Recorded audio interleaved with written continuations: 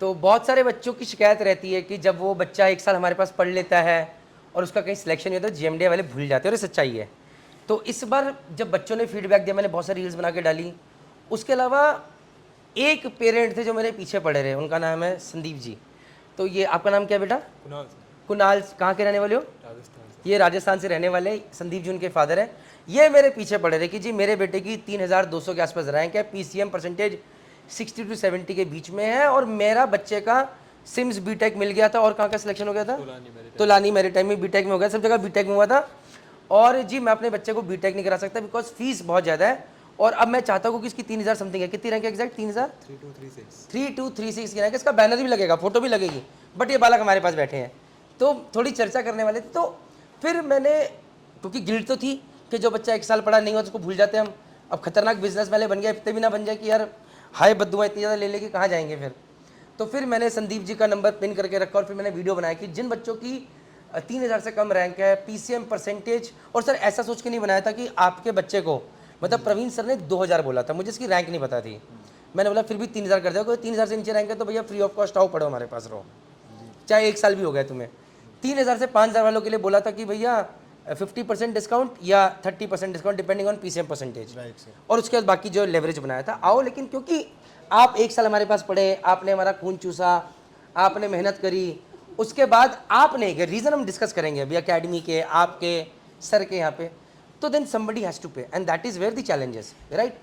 So coming back to point, तो अभी यहाँ पर संदीप जी ने जब बोला और पीछे पड़े तो मैंने बोला कि नहीं यार अब ना बच्चों के लिए करना, और हमने ये प्रोसेस बनाया। अब ये अपने बेटे को लेकर आए हैं, मैम के साथ आए हैं यहाँ पे। तो संदीप जी के साथ बैठ के बात कर, संदीप जी आपके बेटे की 3200 रैंक और इसका बीटेक वगैरह में हो गया था, तो क्यों नहीं भेजा आपने बीटेक में? फर्स्ट ऑफ ऑल तो सर जय माता दी। जय माता दी। सर कैमरे में देख के बिल्कुल। फर्स्ट ऑफ ऑल जय माता दी सर। दूसरा सर, बच्चे को जब लास्ट ईयर हमने यहाँ पे अपॉइंट किया, जब छोड़ा था तो इसी पॉजिटिविटी के साथ छोड़ा था कि हमारी जो उम्मीदें हैं उन पर खरा उतरेगा, और बच्चा हमारी उम्मीदों पर खरा भी उतरा। बच्चे की जो रैंक 3236 जो रैंक आई है, रैंक हमारे पॉजिटिव ही आई है। उसके बाद में जब इन्होंने तैयारी की स्पॉन्सरशिप के लिए, इसके रिटर्न वगैरह भी कहीं हुए, ग्रेड डिस्टेंस वगैरह में, लेकिन फर्स्ट ऑफ ऑल बच्चे का सबसे पहले बीटेक के लिए इसका सिलेक्शन हो गया था सिम्स में, तोलानी में। लेकिन उस टाइम पर हम इस चीज़ को अफोर्ड नहीं कर पा रहे थे फाइनेंशियली, मतलब कि 20 से 25 लाख रुपए लो मिडिल क्लास फैमिली के लिए बहुत ज़्यादा होते हैं। तो उससे थोड़ा मैं बैक हो गया था। उसके बाद फिर बच्चे को बोला कि तू अपने DNS के प्रिपरेशन उसी चीज़ की तैयारी रख।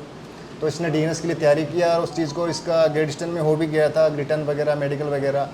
लेकिन मिसकम्युनिकेशन के कुछ क्या हुआ कि मेरिट लिस्ट में नाम नहीं है ना, लिस्ट में नाम बच्चे का नहीं है। हाँ तो वहाँ फेल हो गए, जहाँ नहीं हुआ वहाँ फेल हो गए हैं, तो वहाँ भी इनकी जिम्मेदारी थी होना। लाम नहीं आए तो कुछ तो लाइक ही नहीं करी होगी ना उन्होंने। 1 साल पढ़े पूरा हमारे पास, उसके बाद भी नहीं करा, तो भैया इसमें इनके फादर की तरफ से कुछ नहीं। एक माँ बाप यहाँ पर आके फीस दे सकते हैं, बच्चों को छोड़ सकते हैं, उसके बाद तो बच्चा यहाँ पर क्या कर रहा है, या तो बच्चे की जिम्मेदारी है या फिर GMDA अकेडमी की जिम्मेदारी है। अब सर पहली चीज़ के अंदर आप इसको गिल्ट पे कभी मत लीजिएगा कि अरे हम अपने बच्चे को, क्योंकि आप अपने बच्चे को मिडिल क्लास होके एक कोच, हम तो सर महंगे भी हैं, इतनी महंगी जगह पे भेजा। सर ऐसा तो नहीं कि ऐसे करके नोट निकाल के दे दिए होंगे, परेशानी भी होगी, 2-4 बार बोला होगा डिस्काउंट भी दे दो मैम, बड़ी परेशानी होगी। तो आपने अपनी तरफ से जो बेस्ट कर सकते थे किया सर। पहली बार ये मैं वीडियो इसलिए बना रहा हूँ सर क्योंकि मुझे नहीं पता आगे रिजल्ट क्या रहे, लेकिन कई बार बच्चे बजाय की और मेहनत करने के कहीं पर उसे राइट पे ले जाते हैं, अरे पापा करवा देते तो हो जाता।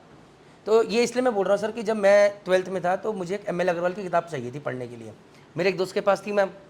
तो सर वो किताब कोई मैम होगी कोई 347 रुपये की। मैंने बोला पापा मुझे किताब चाहिए। पापा ने बोला रहने दे यार, उन्हें पैसे, मेरे को चाहिए। सर मैंने 7 दिन पापा से लेकर के पढ़ाई नहीं करी, फिर 7वें दिन पापा वो किताब लेकर आ गए, उसके बाद मैंने कभी किताब खोली तब भी पढ़ाई नहीं करी।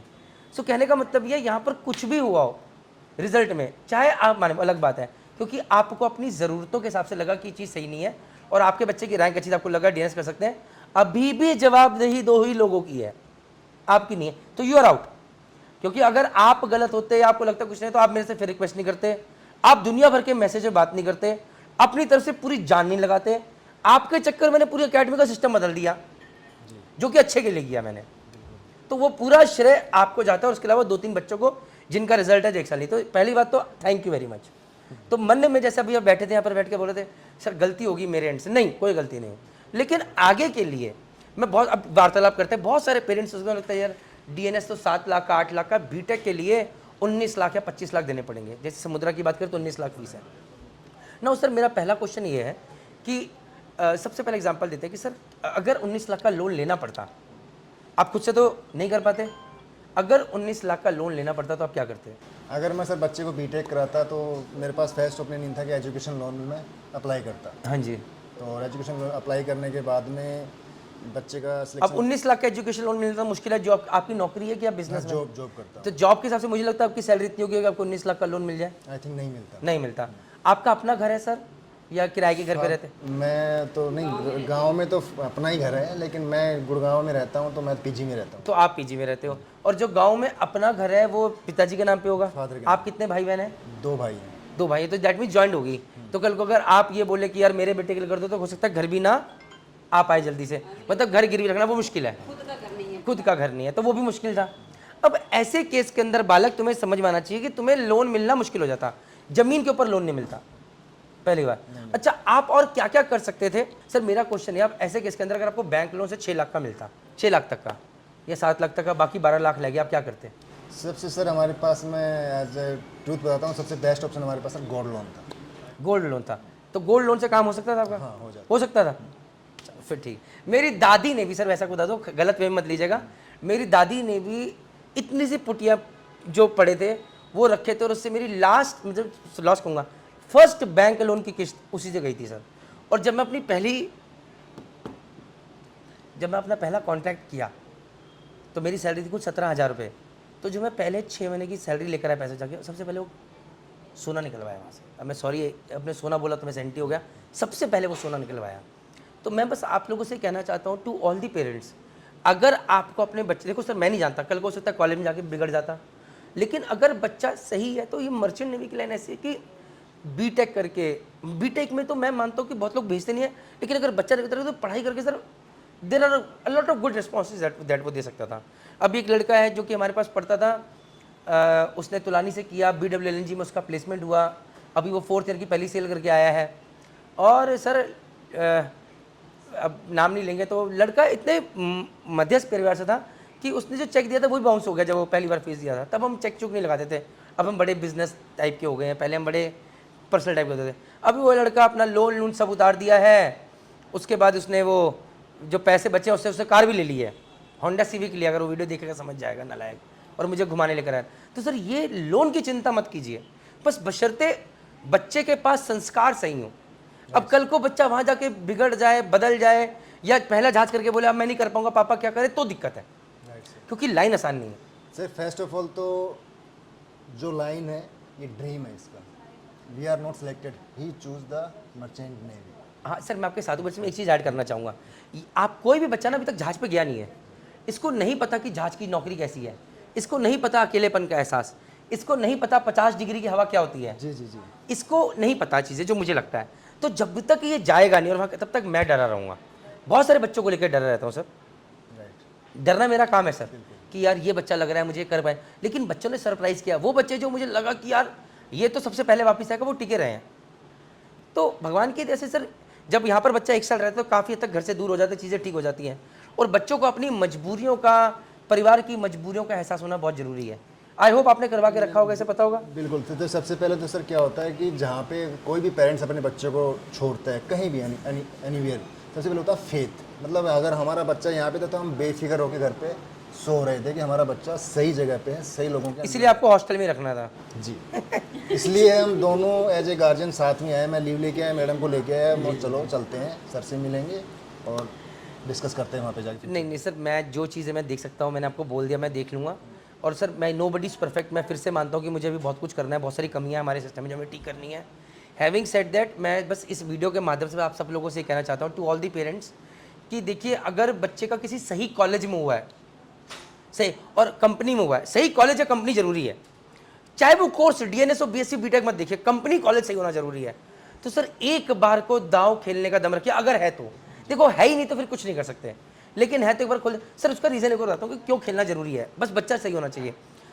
ओ सर, मेरे पापा बहुत स्ट्रिक्ट रहे हैं, और मैं कैसे बहुत पर्सनल स्टोरी बोल रहा हूँ, और मैं ये मानता हूँ कि माय फादर, यार छोड़ो, मैं पर्सनल जब नहीं हूँ, बट मैं अपने पिताजी का इसलिए बहुत मुरीद हूँ या उन्हें बहुत अच्छा मानता हूँ। वो लग पाता है कि मैं अच्छा बेटा नहीं हूँ, मतलब सबको बता दूँ मैं, और बट फिर भी मैं इतना मुरीद हूँ या मानता हूँ कि मेरे पिताजी ने मेरे लिए बहुत कुछ किया, क्योंकि उन्होंने कर्जे पे लेके सब कुछ करके अपना सब कुछ दांव पे लगा दिया कि बस मेरा बेटा कुछ बन जाए। तो कई बार ना ये जब हम ये गोल रखते हैं, चीज़ें करते हैं, यार प्लीज़ अगेन कोई ये ना बोले कि अपना धंधा बनाने के लिए कर रहा है, बिना उसके एकलव्य बन के कर सकता है। मैं अपनी पर्सनल जर्नी से बस जोड़ सकता हूँ चीज़ों को, और बस ये बता सकता हूँ कि बस दांव सोच समझ के खेलिएगा। ऐसा ही बच्चा है सर जहाँ पर पेरेंट्स ने दांव खेला है और बच्चा जीरो कर दिया है, और आपके गांव में भी होंगे, शहर में भी होंगे। हाँ वो मिल बस जाए तो बस वो थोड़ा सा सर दांव दे के रखिए। और अगर उस केस में किसी भी माता पिता को लगे कि नहीं यार बच्चा हमारा कर जाएगा, तो मर्चेंट नेवी में ऐसे केस में दांव खेलने में घबराइए नहीं।